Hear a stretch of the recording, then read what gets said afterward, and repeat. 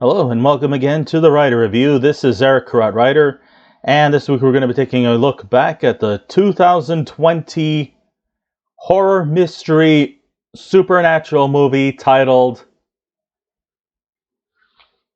The Empty Man. Now, The Empty Man runs for 2 hours and 17 minutes long. It is directed by David Pryor. The script was written by David Pryor. It is produced by Ross Ritchie and Stephen Christie.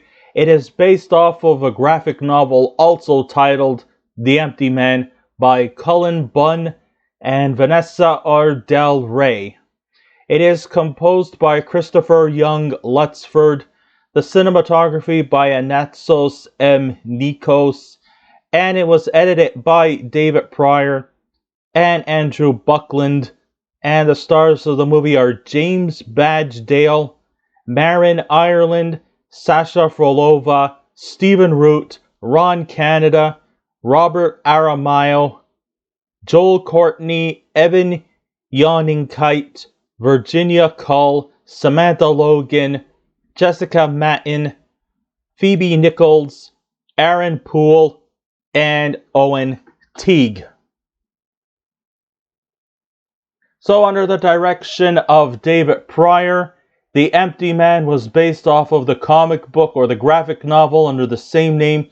It was released in the theaters back on October 20th, 2020. And I was shocked that this one almost slipped by me due to its short stay in the theater. Maybe because it wasn't given, maybe it didn't get any kind of, maybe it wasn't a box office success, and maybe it wasn't selling as much tickets as anticipated. I guess that was the reason why.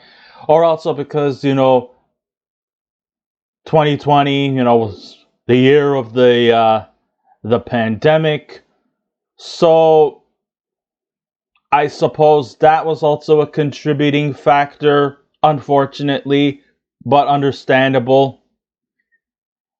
And this one actually did slip by me. Because, at this time, around that time, I wasn't really too keen on going to theaters, but at that time, I did actually anticipate it when it did reopen for a very brief time.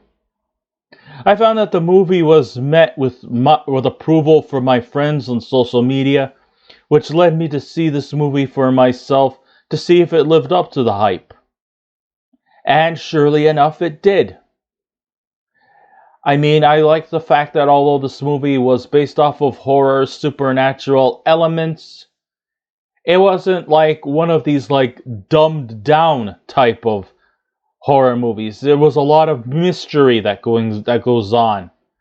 I mean, it's got, a combination of supernatural horror mixed with a little bit of mystery. Practically missing child type mystery. And also a lot of pieces to the puzzle to be solved as to all the goings on that take place. From the early scenes when these four hikers were in the mountains of Bhutan, where they see some hideous creature, which leads to a string of very unfortunate events. So, after watching The Empty Man, it did live up to my satisfaction, so much so that I was inspired to watch it even a second time to see if I missed out on any important details from my first time watching. And I think this is the type of movie that makes you want to watch it again, just so that you can try to solve the pieces of each puzzle, because this movie is, convoluting and confusing, but it's delivered in such a good way, because it doesn't insult your intelligence, and it actually has much more hidden elements in this movie that needs to be kind of solved, that you kind of have to be a bit of a detective of your own. just to actually get the gist of what the hell is happening. Because if you kind of miss one detail out, you're practically fucked.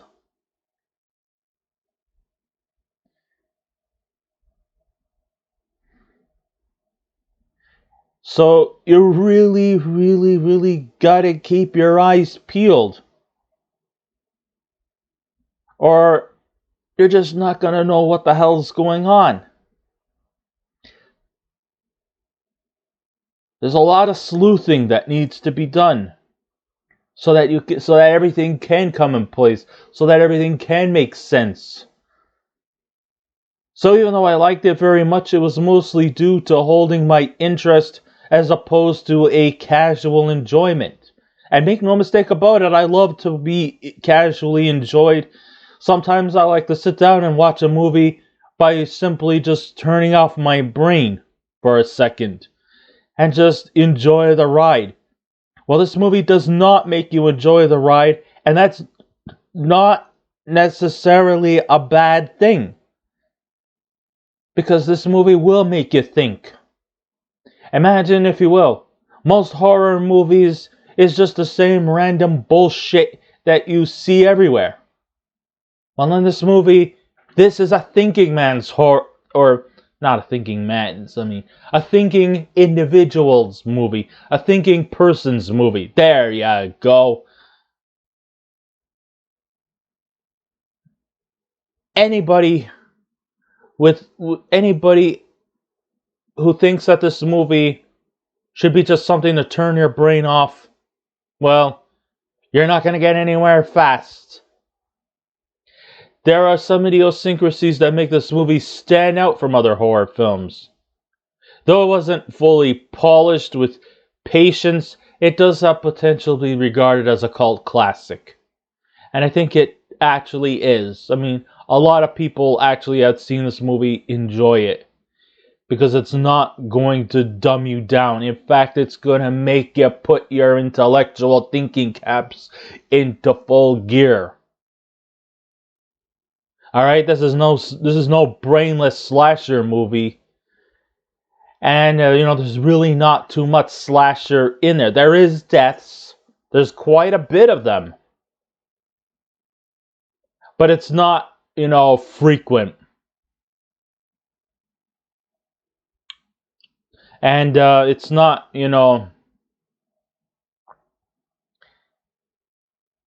it's not like it gratuitously violence. There's not a lot of blood. There's probably maybe one really graphic scene of them all, but it's not gratuitous. There's a lot more mystery to this movie as opposed to action, as opposed to violence or anything like that. You're being a detective, folks. You're not here to be sitting down watching a bunch of stupid people do dumb shit and then just get killed after. Sure, there are quite a lot of stupid people in this movie. It's a horror movie. And in horror movies, you meet a lot of stupid people. Hey, you don't want to meet the empty man? Don't stand near a bridge and blow into an empty bottle. Besides, why would you want to blow into an empty bottle anyway? You don't know whose lips are on there? You don't know whose lips are on there last? You might get a fucking disease. No, you take that shit away from me. I'm not gonna do that. I know the whole thing about the empty man is if you stand near a bridge, you blow through a bottle, you'll think about him. And in 3 days, he'll play with your mind. The first day, you'll hear him. The second day, you'll see him. The third day, he'll be coming for you. So, let's just say in the end, you're all fucked. So in case people didn't see it, I won't dwell too much into the plot, but I think I probably already did.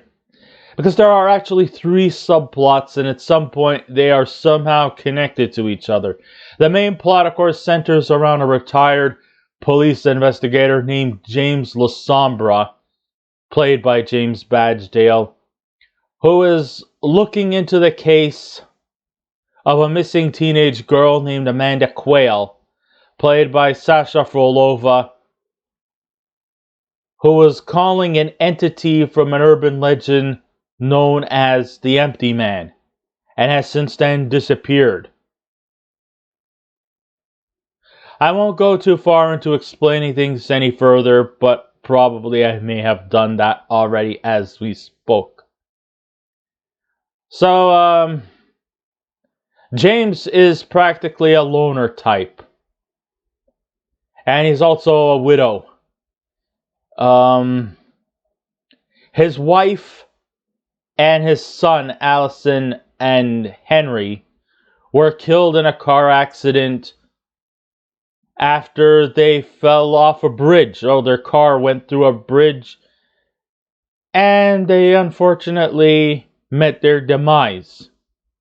So basically, he spends a lot of his time drinking, and he really doesn't have any close associates, even though he was once at his birthday drinking and and suddenly the waiters were there to celebrate his birthday. It was kind of like an impromptu party or some sort. Now, it's been said that his son and his wife were killed at a time where James was making out with another widow named Nora, played by Marin Ireland, who also was a widow too. And like I said, they have a teenage daughter she has a teenage daughter named Amanda, who comes across as being sort of like a emo gothic type of chick. And also believes in the urban legend that is the Empty Man. Of course, you know the old thing, like I said before, you blow into a bottle next to a bridge, you think about him, and the Empty Man will show up. Almost sort of like the whole, you say Bloody Mary's name 3 times in a mirror, and she's likely to materialize. Or Candyman, you say his name 5 times and he will materialize. But the question is that the Empty Man, you hardly really ever see him. And sometimes we even actually wonder ourselves if the Empty Man is a real thing, or if he's just some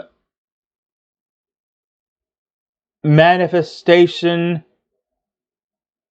just like other urban legends like the Loch Ness Monster or Bigfoot.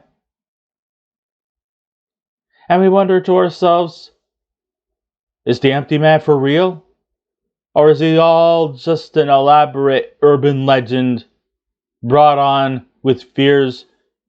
Because, urban legends are really actually there to sort of like solidify us into thinking that maybe our time here on Earth is not as scary as it seems, and that we often create these urban legends just to make our presence on this earth seem all the less fearful. Because we live in a dark, cruel world. Do we have to like it? Well, I wouldn't say to not like it or to tell people they shouldn't. Just make the most out of life. Life has its good days, life has its bad days. And, everybody has a bad day once in a while. Maybe some have more than others, which I feel sorry for.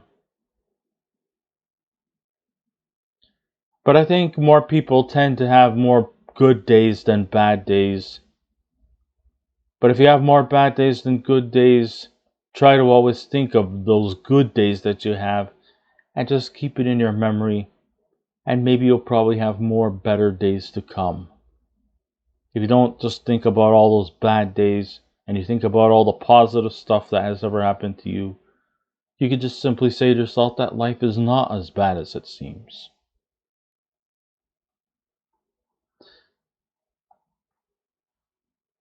You know, I know I'm going too far. I'm going off the subject here.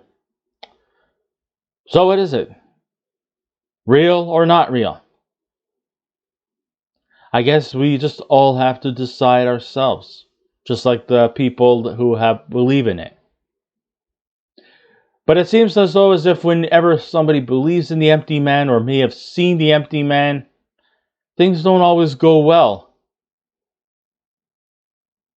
Not just from the bridge where a bunch of teenagers started blowing to the bottle and believing in the empty man, and the next thing you know, we see them all lined up with nooses tied to their necks, like as though as if they all committed suicide. Could it be that these kids actually were suicidal? Did the empty man make them do it? And if so, how come Amanda wasn't one of those victims? And a lot of times, sometimes I begin to think that maybe James himself was the empty man. Or maybe he is like the empty man in waiting. Or has become kind of a bit like a chosen one. You know, this movie is definitely filled with a lot of weirdness underneath all these hidden Easter eggs. The scenes that got me excited about this movie was at the beginning, which took place in Bhutan in 1995, as we see these hikers climbing up the cold mountains. And then all of a sudden, one of them goes into a cave and sees this hideous humanoid creature. You know, it had a big head. It looked like it had wings attached to its shoulders, or many arms, I don't know. Weird looking, creepy, skeletal manifestation. And while the other three explorers are trying to look for it to get him help, one of them said, you know, the one that was like under some kind of a hex, I think his name was Paul. He was under some kind of a hex or like some kind of trance that kind of put him into almost like semi-catatonic state, like real fucking out of it, man. So they take him inside some abandoned house. Oh, what a coincidence. There's an abandoned house up in the top of the hills. And the four friends decide to just stay there until they could get Paul some help. And the next thing you know, one of the friends, her name was Ruthie, starts hearing the noises. When the other two, Greg and Fiona, try to look for some help to rescue, and this is all in the prologue, by the way, to rescue Paul, she starts seeing some cloaked demonic figure race up. But she somehow escapes. And then when Greg and Fiona come back, you know, there was a point where they decided to, like, you know what, fuck this guy. He's just being very selfish, and it was him who brought us on this hike to begin with. Then all of a sudden, Ruthie starts taking a strange turn where she was under some kind of a trance that kind of caused her to kill off her two friends before taking her own life away. And so now Paul has become sort of like the home for the spirit of the empty man. And now we cut to 23 years later and we discover that Paul's body is not doing him in very well. And they feel that he's not going to make it too long. So all this time, the chosen one, who was the one who was supposed to be investigating these detective things, well, it turns out that he's not yet at the level of the empty man. But once Paul's body becomes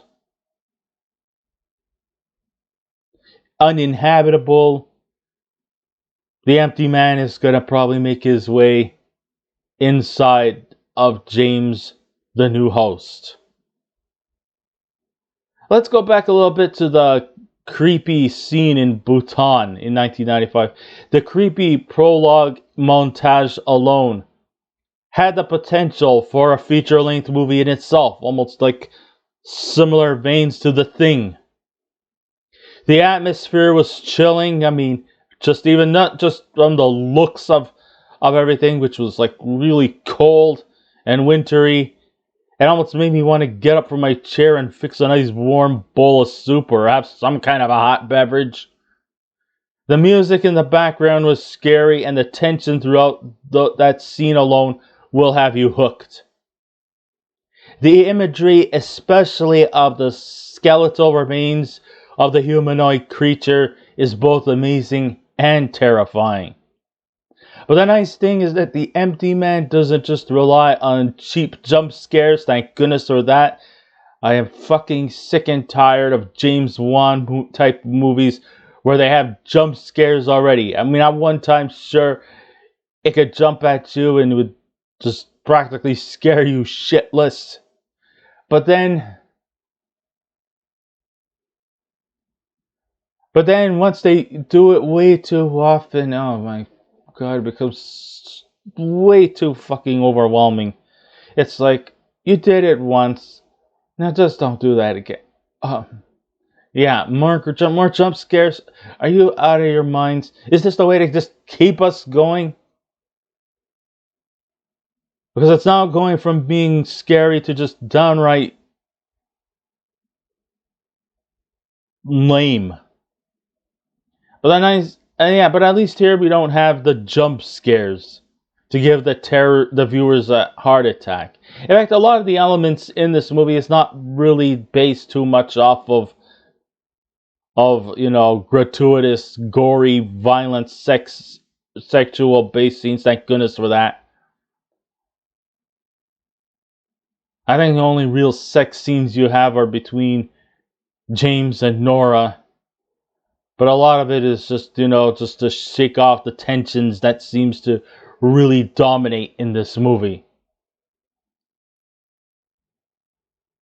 I mean, the opening scenes alone are something to watch again for the purposes of enjoyment. And sure, the scenes that follow have some levels of interest, like the hidden Easter eggs, like La Sombra, which is shadow in Spanish, watches what appears to be a cult frolicking around a bonfire, which is without a doubt quite unsettling. I love the scenes where he walks into the Pontifex Society and they ask him to take some kind of questionnaire survey down that come up with some rather weird questions. And then Stephen Root goes on to some highfalutin, sophisticated jargon as to who the Candyman is, what's his modus operandi, what does this entity look like? All these intriguing stuff, which is what keeps the plot moving, albeit unsettling. The opening scenes will surely linger on to you for a very long time. There is a transition shot at the halfway point of the movie, very fun to watch, no doubt about it. So in spite of the excellent and atmospheric opening scenes and some memorable ones further on the movie is still, far from perfect. The red herring here holds back from this movie's potential is the ending, which seemed to me quite confused. So now that Paul is dead, does that mean that James is now willing to accept that he is the new empty man?